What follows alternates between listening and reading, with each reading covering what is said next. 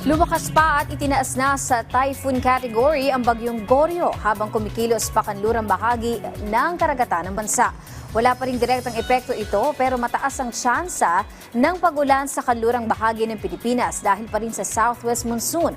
Ang iba pang update sa lagay ng panahon alamin natin kay Pag-asa Weather Specialist John Manalo.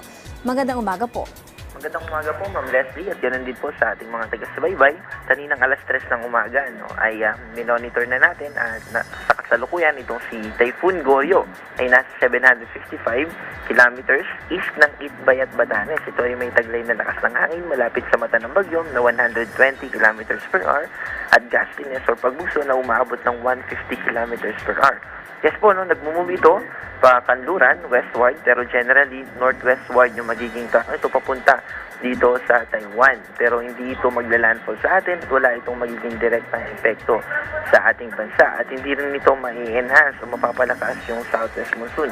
Also, tulad ng binanggit kanina, habagat pa rin yung nakaka-apekto sa western side ng ating bansa. Kasama dyan Mimaropa, Western Visayas, Negros Island Region at Zamboanga Peninsula. Ibig sabihin ay magiging maulap at mataas yung tsansa ng mga pag-ulan sa mga nabanggit natin na lugar. Pero dito sa Metro Manila at sa natitirang bahagi ng ating bansa ay magiging maaliwalas ang ating kalangitan at mababa yung tsansa ng mga pag-ulan. At kung ulan man ito ay localized thunderstorms, ibig sabihin ay hindi magtatagal yung mga pag-ulan na ito at for certain area lang ito mangyayari. Pero sa mga susunod na araw dahil sa paglapit nitong si Goryo ay posible na maapektuhan at magkaroon ng mga pag-ulan din dito sa Batanes o sa extreme northern Luzon.